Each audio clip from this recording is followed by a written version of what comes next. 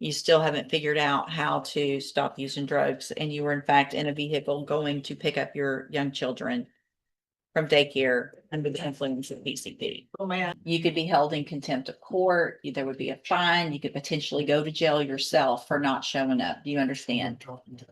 Okay. All right. Years of drug addiction.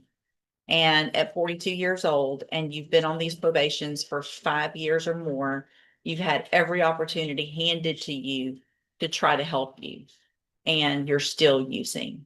All right, you are Ebony Brousard. Correct. And Yes. this is cause numbers 19-32518, 19-32806, and 21-36615.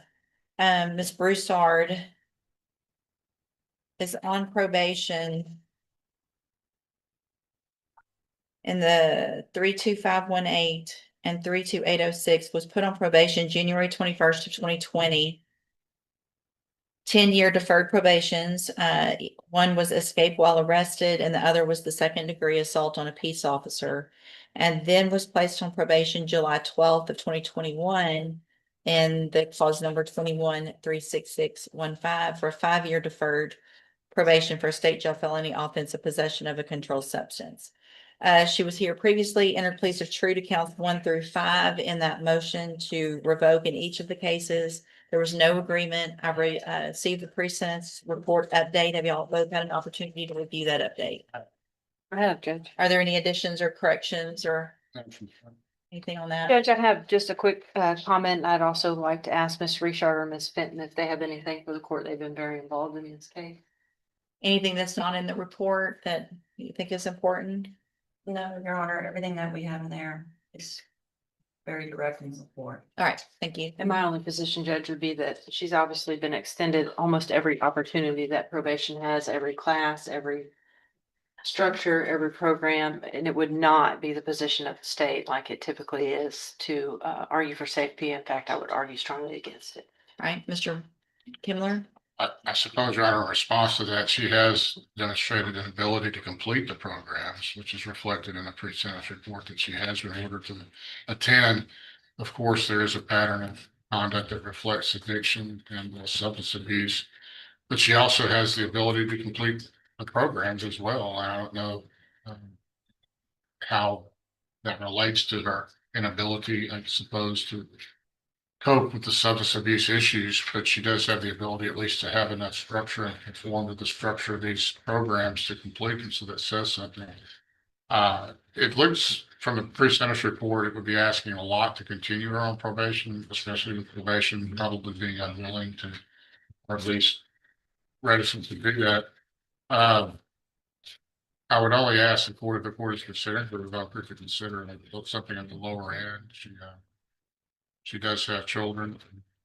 I'm not trying to use that as an excuse or anything, but they could maybe perhaps. Children she was on her way to get while she was under the influence of PCP. I don't know that they established conclusively that she was under the influence. I mean, again, it reflects the substance abuse problem, but she does. Played true to all of the counts. But yeah, that's true, Your Honor, and it reflects a continued struggle with substance abuse. Yeah. And so the issue then is going to be probably, I'm looking probably incarceration, but I would just ask that it be something not extreme, or the upper end. And she wanted to address the court. What do you have to say? I do take accountability for my actions, but however, I have completed ISL before, and if you will be willing to work with me again, I would appreciate it. I have, before I was incarcerated, I did enroll myself in outpatient classes, which was referred to me through Ozark when I got assessed. And I was taking AA classes as well. I did complete 5 of the classes, however, I wasn't able to complete it because I was incarcerated. I do still have my job, and I did complete my 5-year probation for the first conviction.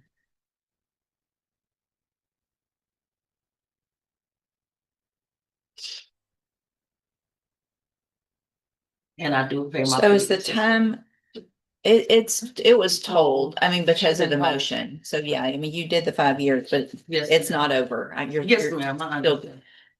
what is, Ms. Malfino, do you have any position with regard to specifically punishment on these cases?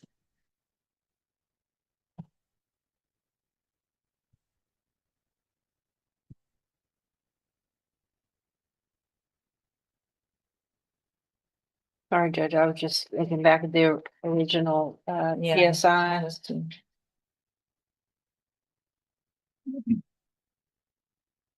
Yeah. I do, thanks.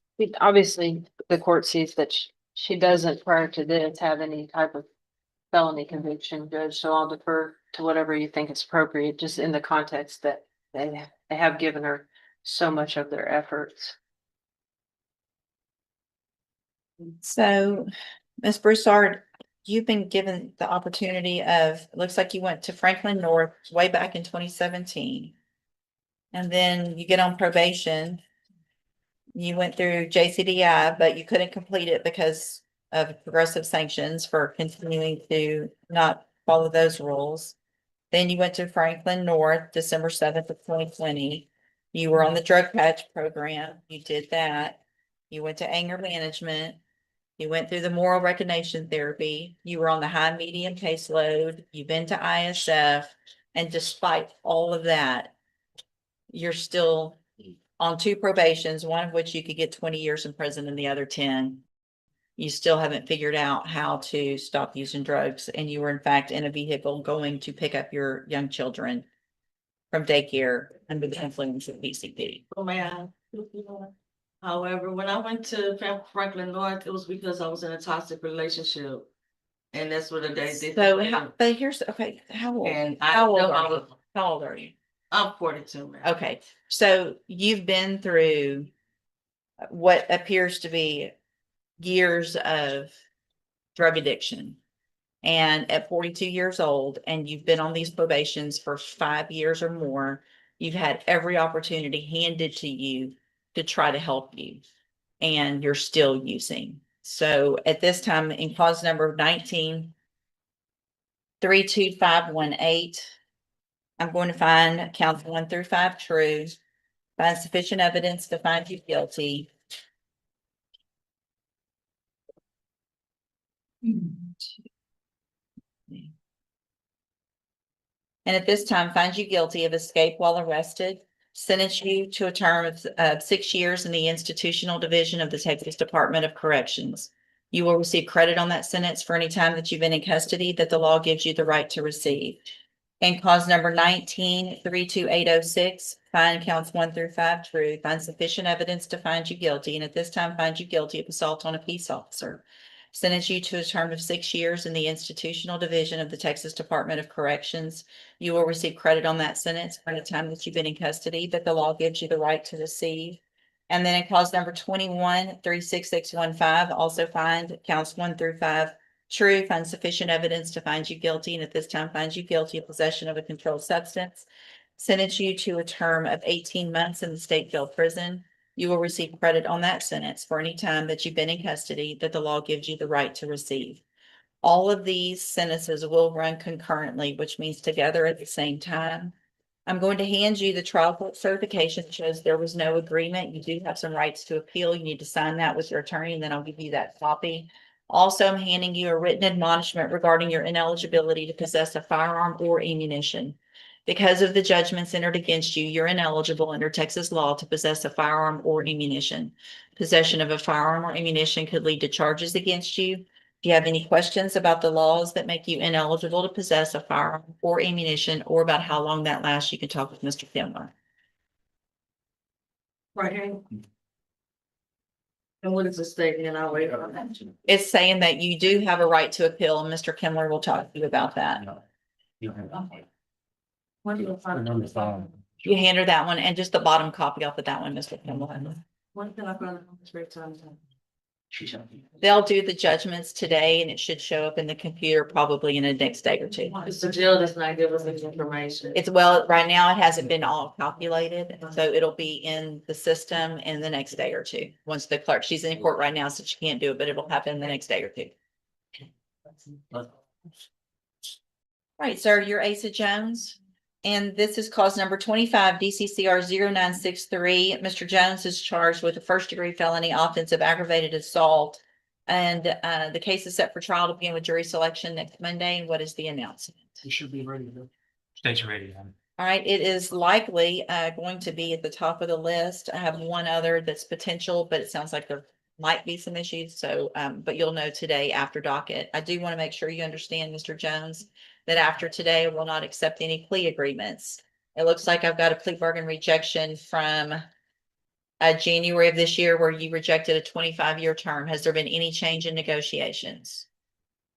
No, Judge. Your Honor, we have a witness that would ask the court call the name of, please. Okay, Atlanta Gallo. Atlanta Gallo, please.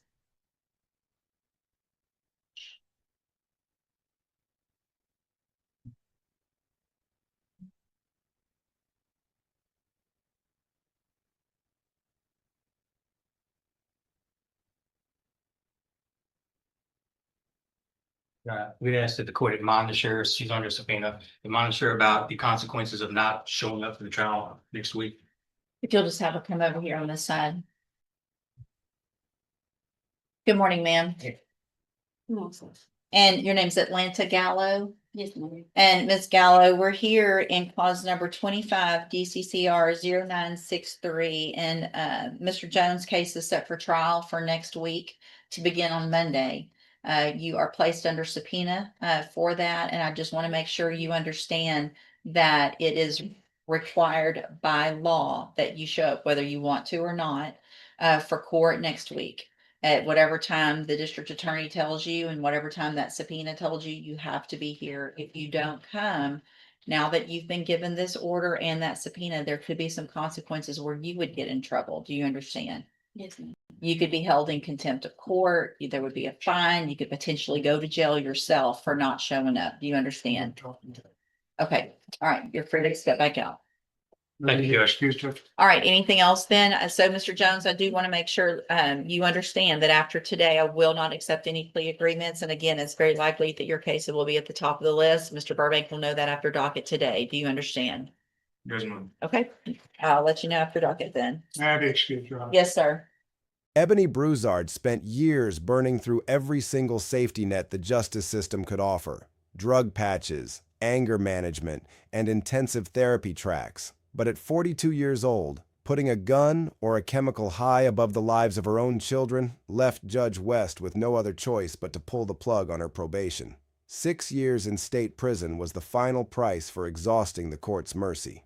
What do you think? Was a 6-year concurrent sentence tough enough for someone driving high on PCP to a daycare, or did her massive history of violating probation warrant the maximum 20-year penalty? Drop your thoughts in the comments below, smash that like button, subscribe for more elite courtroom reality analysis, and I will see you in the next case.